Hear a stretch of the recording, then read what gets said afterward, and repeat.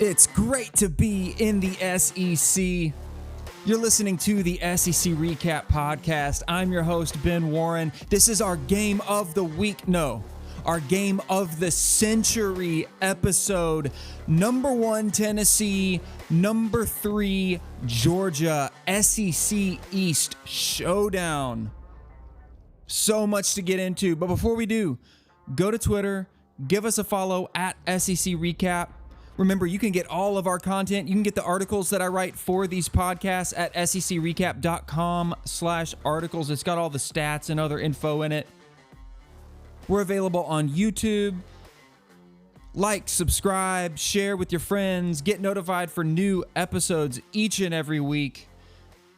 The stage could literally not be bigger for this SEC East showdown. The de facto SEC East title game. Top-ranked 8-0 Tennessee Volunteers face off in Athens against defending national champs, the 8-0 number 3 Georgia Bulldogs. Game kicks off at 2:30 Central Time, 3:30 Eastern on CBS. Georgia, the defending national champions, they're in familiar territory. Bulldogs have been the SEC East champs 5 times in the last 10 years.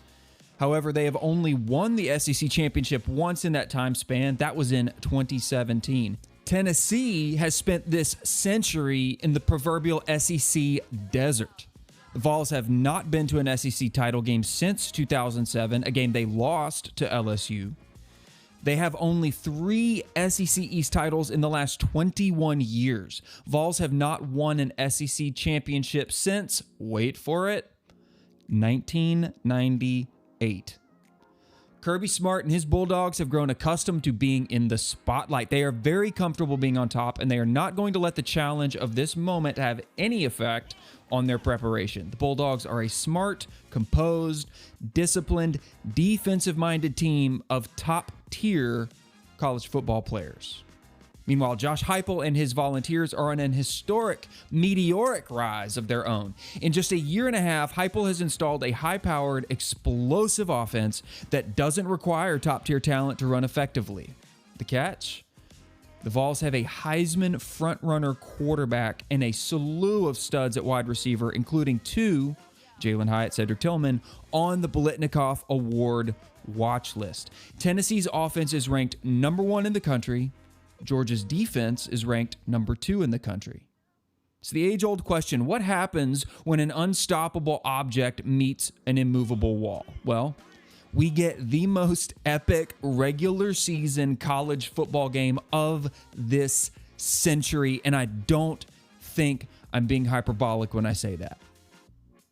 Tennessee has the number 1 scoring offense. They're averaging almost 49.5 points per game, 553 yards, 74 plays a game, and they're running 2.79 plays a minute. They're going fast. Passing offense, they're gaining 353 yards a game. They've got 26 total passing touchdowns on the year. Meanwhile, in the run game, they've got almost 200 yards a game on average. They've also put up about 26 total touchdowns on the ground. They've only thrown 2 interceptions on the year, and one of those was Hendon Hooker. The other was a backup quarterback. And they've lost 6 out of 12 fumbles. So they're not turning the ball over very much. Georgia, not to be discounted, bringing in the number 6 offense in the country in terms of scoring offense. They are averaging 41.8 points per game, 530 yards a game, 73 plays a game. They're running just a little better than 2 plays a minute. On the passing side, they're putting up 328 yards a game on average. Only 13 passing touchdowns on the season, though. And in the run game, they're averaging above 200 yards a game, but pretty close to Tennessee, just a 3-yard difference. 202 yards a game. They've got 28 total rushing touchdowns on the season. 3 interceptions, lost 6 out of 10 fumbles. So also very, very good about not turning the ball over. I'm giving a slight advantage here to Tennessee for that explosiveness, Heisman caliber quarterback, and those Biletnikoff Award watch list receivers on that Tennessee offense. Meanwhile, defensive side, Tennessee, a respectable number 26 in the country in terms of scoring defense. Vols average 21 points allowed, and they're giving up just under 400 yards a game at 393. Passing defense has not been good, and a lot of people want to point to this stat, and rightfully so. Their passing defense has been allowing 300 yards on average per game. However, they've only given up 10 passing touchdowns on the season. So I think a lot of that is due to game script. A lot of critics want to point to, the number 120 whatever ranked passing defense and say, well, look, they give up so many yards. And yes, that's true. But they're not giving up a ton of touchdowns through the air off of those yards. And I think that's important context to always keep in mind when critics want to point at that stat and say, Tennessee's got a bad defense, Tennessee's got a bad defense. They really don't have a bad defense, although the passing game is that defense's weak spot. In the run game, they're allowing 93 yards per game. Very, very good run defense. They've also given up just 10 rushing touchdowns on the season. This defense has got 9 interceptions. 3 of those came against Kentucky last week, and they've recovered 7 fumbles. But now look at the Georgia side. Number 2 in the country in scoring defense. Bulldogs average just 10.5 points per game allowed and 262 yards a game. They're only giving up 177 through the air and have only allowed 5 tutties on the season. They're giving up just 85 yards in the run game, a little bit better than Tennessee, and have only allowed 2 rushing touchdowns. Meanwhile, they've collected 6 INTs and 3 fumbles. So without a doubt, the advantage here on the defensive side of the ball is going to go to Georgia, but there's a lot more to get into. Let's look at some key injuries. For Tennessee, left tackle Gerald Mincey is probable. He's been out a couple weeks. J.J. Crawford has stepped in for him. Both very good players. I think they prefer Mincey as the starter, but he dressed out last weekend. He will likely be good to go as well this weekend. Kamal Haddon, cornerback, he dressed out last weekend. He will be available for this game. And Christian Charles, cornerback, also probable. Tennessee is very, very healthy on both sides of the ball. They've got all their defense back, ready to go. They've got all those studs on offense back, ready to go. Look out for the Vols on both sides of the ball. At Georgia, tragic story out of Georgia. Nolan Smith, that linebacker, big-time leader on that defense, out for the season with a torn pec. I believe he's having surgery very soon on that. Will not be available rest of season. Amarius Mims on the offensive line had a MCL injury. I think he's been back at work in practice, questionable for the game, though. A.D. Mitchell, wide receiver, questionable with an ankle injury. And Jalen Carter, I think he was back a little bit last week versus Florida, but he's been kind of nursing an ankle injury. I think he will probably be dressed and ready to go this Saturday. So who are the key players in this matchup? Well, for Tennessee, no doubt, it's Hendon Hooker at quarterback. I mean, how could you not view the Heisman frontrunner as the most key player in this matchup? Hooker is going to need a Heisman-level game for the Vols to win on this massive stage. And then you've also got to throw out probably the second biggest name, some might call him the first biggest name on this offense, wide receiver Jalen Hyatt. Bursts out onto the scene when he lit up Alabama for 5 touchdowns. And since then, somehow defenses have just not figured out how to cover this guy, the speedster. You'll see Tennessee go run, pick up a first down, and then at the snap on 1st and 10, Jalen Hyatt has just somehow teleported 10 yards behind the defense, and he's walking in a deep ball touchdown. I mean, he and Hendon Hooker have been automatic on those plays. If he gets a couple of those early, this game could really start to go sideways for the Dogs. Finally here, I'm going to mention the Tennessee secondary. All I'll say is, if the Tennessee secondary that we saw against Kentucky shows up to play against Georgia, Vols should be feeling very comfortable with their chances there in Athens. For Georgia, quarterback Stetson Bennett. This is the guy who nobody believed in. All throughout the regular season of their national championship year, some fans didn't believe that Bennett could get the Dogs to a ship, even with a generationally talented defense. He proved everyone wrong and continues to prove that he is their quarterback. The guy is a competitor. He knows what it takes to win, and I know he will be ready to put that team on his back if it comes down to it on Saturday. And can't forget about this guy, tight end Brock Bowers, by far their most explosive playmaker in the passing game. Look, he's a problem for defenses anytime he touches the ball, but especially if he's in single coverage or in an open field, he is going to make every defense pay. You have to look out for Brock Bowers. And then finally, the defensive line for Georgia. Tennessee's offensive line has been shockingly good this season. I think they've surprised a lot of people. It has really let the Vols lean on their run game, which opens up that explosive pass. This gets talked about a lot. I've talked about it a lot in some of the podcasts where I've covered Tennessee. But most people who just watch those big Hendon Hooker, Jalen Hyatt touchdown bomb highlights on YouTube don't realize that Tennessee runs the ball way more than they pass. There's only been one game this season where they've passed more than they've run. And you don't necessarily think about that being the case when you just see the big, 40-yard, 50-yard, 60-yard touchdowns. But it's true. Tennessee wants to run the ball because that run game opens up that explosive pass. Georgia needs to be able to affect Hendon Hooker and the pocket with their front four. That will let them play back and discourage those explosive plays from Jalen Hyatt and Cedric Tillman. So what I think this game comes down to in the end is two key matchups. One is Tennessee's offense versus Georgia's defense. I'm not breaking new ground here, right? They're both top in the country. Something has to give. Unstoppable object meets immovable wall, right? Georgia has deep talent on their defense, but Tennessee has elite playmakers on offense. And that offensive scheme closes the talent gap a good deal, in my opinion. The second matchup, I think, is the more interesting one to watch. I know everybody's going to be looking at Tennessee's offense, Georgia's defense, but this is the one I'm going to be looking at. Tennessee's defense versus Georgia's offense. Tennessee's defense doesn't have to be perfect to win. They just have to be good enough. Their offense will keep them in games, but can Tennessee's defense be good enough to get a couple of stops or force Georgia to maybe kick a field goal instead of giving up a touchdown? It's the bend, don't break mentality. Georgia's offense is also one of the best, most efficient in the country.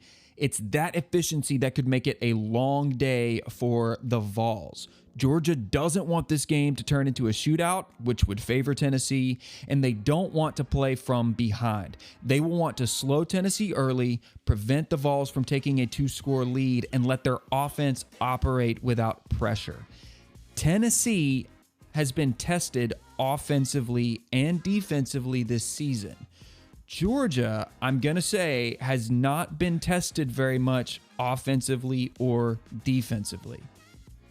ESPN's FBI has Georgia favored at a 74.5% chance to win versus Tennessee at a 25.5% chance to win. Spread has moved quite a bit since it opened at -15, but it currently favors Georgia at -8, as does the money line, -290. The over-under sits at 66 with team totals for Tennessee at 29, a little low for my opinion, and Georgia at 36. I am leaning toward the over 66. Now, most people will want to stay away with that. Maybe you want to take like a first quarter spread bet or a first half. Tennessee in the first half has been really good. I think I saw Tennessee +4 somewhere. I might be more tempted to take that than the over, but I just think 66. If we see both of these teams climb into the 30s, I think a lot of people are going to be wishing they hammered the over on that 66 because we could be getting into shootout territory there. My final prediction. I completely understand picking the defending national champs outright. I don't think anybody would take much issue with that. I also completely understand picking the Vols, who have been crushing expectations all season. And I'd like to introduce a few metrics that have influenced my decision. First, Tennessee is 7-1 against the spread. Meanwhile, Georgia is 4-4. Good teams win, great teams cover. Number 2, 8 points just seems like way too many to give this Tennessee team. Based on team records against the spread, I instantly lean Vols to cover the 8. And then another great stat, my third point here, I saw this yesterday. Kirby Smart is 1-9 when opponents score 30 plus. If Tennessee gets above 30, I think this game starts to look a lot more like a shootout, which heavily favors Tennessee.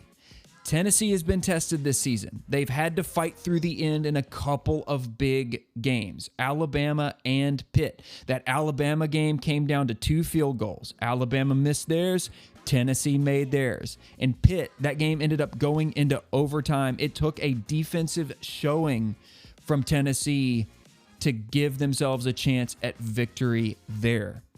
Georgia has not had to do that. So how might the Dogs handle having to pull themselves up off the mat, spit their teeth out, and get back into the fight? We just don't know. As they say, everyone has a plan until they get punched in the mouth. I'm not saying they can't do it. I'm just saying I haven't seen it. I've seen Tennessee do exactly that. So I'm picking Tennessee 41, Georgia 38. Close one. I think it comes down to a field goal. I could still see the game going either way, but give me the Vols, 7-1 against the spread. They've been doubted by Vegas all season. They continue to prove everybody wrong. I'm going with the Tennessee Vols to get the win, stay undefeated, and get to their first SEC championship in Atlanta since 2007.